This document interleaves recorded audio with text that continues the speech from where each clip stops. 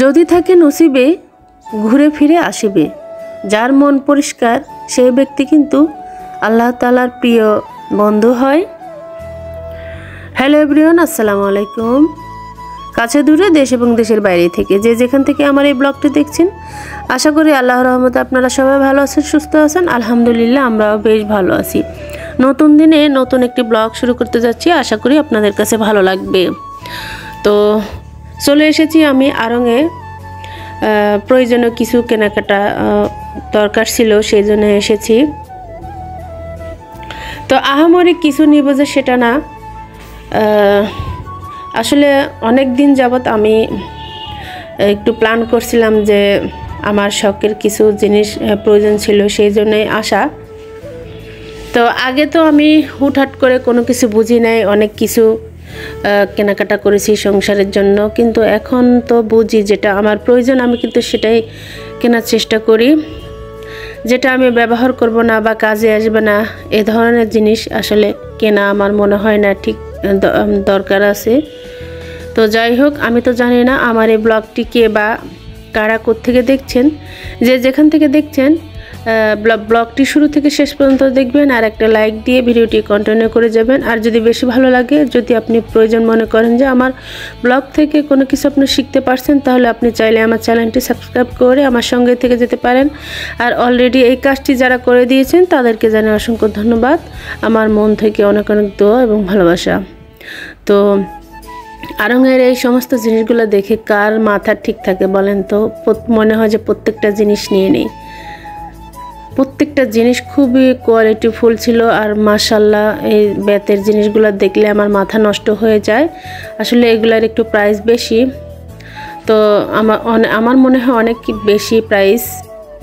তো বেতের জিনিসই আমার দরকার ছিল, তো আমি আমার ছেলের পছন্দে জিনিস নিয়েছি। তো কি কেনাকাটা করেছি আপনাদের সাথে শেয়ার করব। তো প্লিজ যারা আমার এই ভিডিওটি দেখবেন তারা একটু ধৈর্য সহকারে দেখবেন, তাহলে কিন্তু দেখতে পাবেন।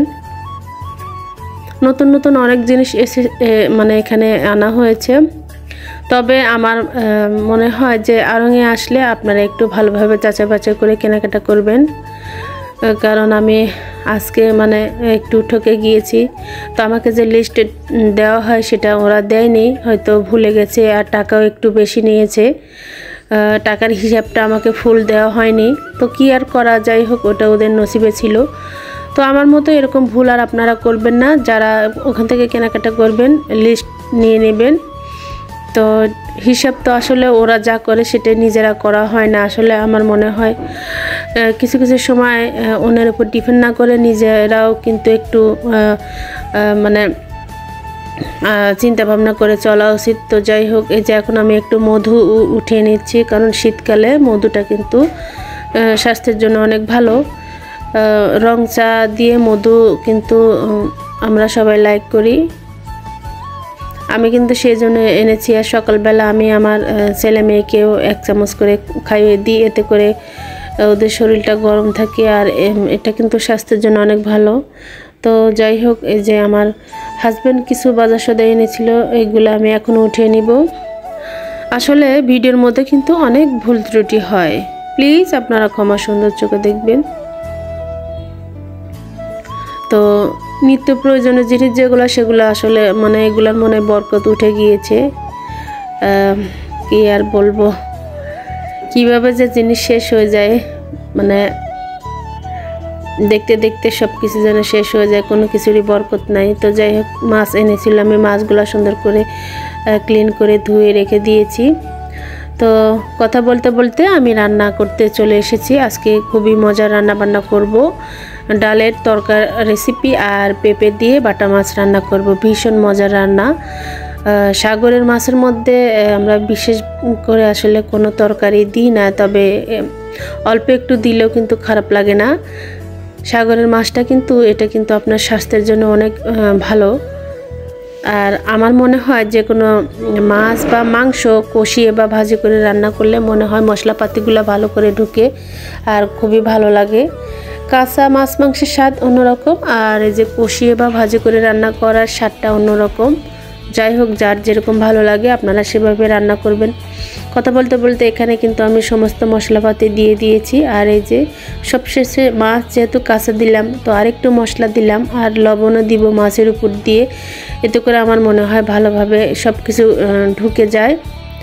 আর অনেক সময় প্রথমবার দিলে হয় কি একটু কম হয়, যেহেতু কাঁচা মাছ দিয়েছি আমি সব সময় ভাজি করে দিই। আর সবশেষে একটু টমেটো আর হালকা একটু চিনি দিলাম। তো পেঁয়াজ কুচি একটু বেশি করে দিবেন। আর আমার মশলা বাটাটা খুবই স্পেশাল, আসলে হলো মশলা বাটা। আমার মশলা বাটার মধ্যে কিন্তু রাঁধুনি জিরা, ধনে, তারপর পেঁয়াজ, আদা, রসুন সব একসঙ্গে আমি বাটি, মিঠা জিরা। আজকে আমি একটা গোপন টিপস বলে দিলাম, মিঠা জিরাটা তরকারির মধ্যে দিলে সব তরকারি খুবই সুস্বাদু হয়। যারা আমার এই ভিডিওটি দেখবেন তারা কিন্তু এটা শিখে, মানে এটা আমার গোপন টিপস, তো দেখবেন খুবই মজা হয়।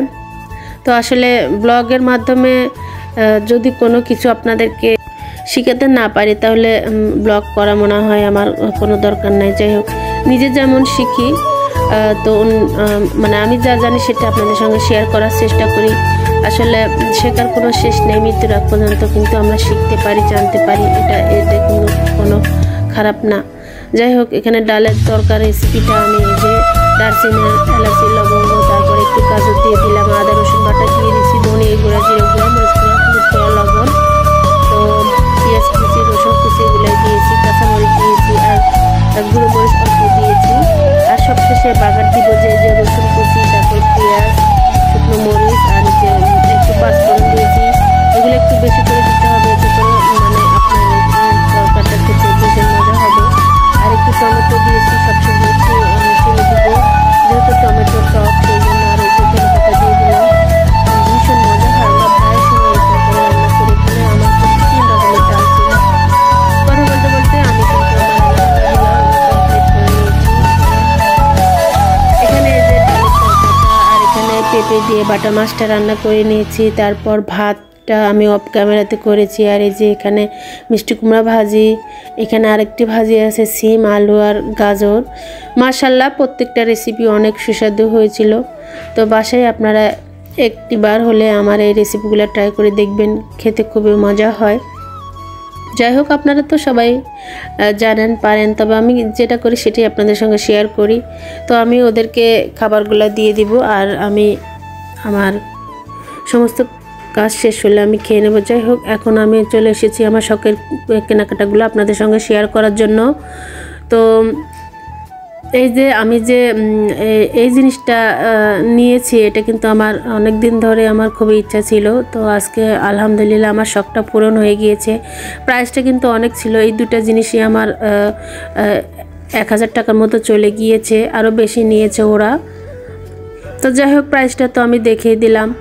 আর বাটিটাও কিন্তু অনেক মানে আমার কাছে খুবই ভালো লেগেছে। জানি না আপনাদের কাছে কেমন লেগেছে, যদি ভালো লাগে তাহলে প্লিজ একটা লাইক দিয়ে দিবেন আর কমেন্ট এবং শেয়ার করবেন। আপনার মূল্যবান মতামত কিন্তু আমাকে জানাতে ভুলবেন না। আমি কিন্তু ভিডিওর একেবারে শেষ পর্যায়ে চলে এসেছি। তো আমার এই কেনাকাটাগুলো কেমন হয়েছে অবশ্যই কিন্তু কমেন্ট করে জানাবেন আপুরা। তো আমার প্রিয় সুইট আপুরা, সুন্দর সুন্দর কমেন্ট, আপনাদের কমেন্টগুলো দেখে আমার খুবই ভালো লাগে। তো আমি সবসময় আপনাদের পাশে থাকবো, আপনারাও কিন্তু আমাকে সাপোর্ট করবেন, আমাকে ভালোবাসা দিবেন, আমিও কিন্তু ইনশাল্লাহ আপনাদেরকে ভালোবাসা দিব। তো আমি কিন্তু সবার জন্য অনেক দোয়া করি। তো আমি কিন্তু ভিডিওর শেষ পর্যায়ে চলে এসেছি। সবার সুস্বাস্থ্য কামনা করে আমি এখানেই রাখবো। ভালো থাকবেন, সুস্থ থাকবেন, দেখা হবে, কথা হবে নেক্সট কোনো ভিডিওতে। আর এটা হচ্ছে বিকেলবেলা আমার একটু নাস্তা বানিয়েছিলাম, ছেলের বন্ধুরা এসেছিল, তো ওদেরকে ঝটপট দিয়েছিলাম। আলহামদুলিল্লাহ নাস্তাগুলো ভীষণ মজা হয়েছিল, তো ওরা খেয়ে নিয়েছে। আর এটা আমি পাকোড়া বানিয়েছিলাম। তো আজকের মতো এই পর্যন্ত।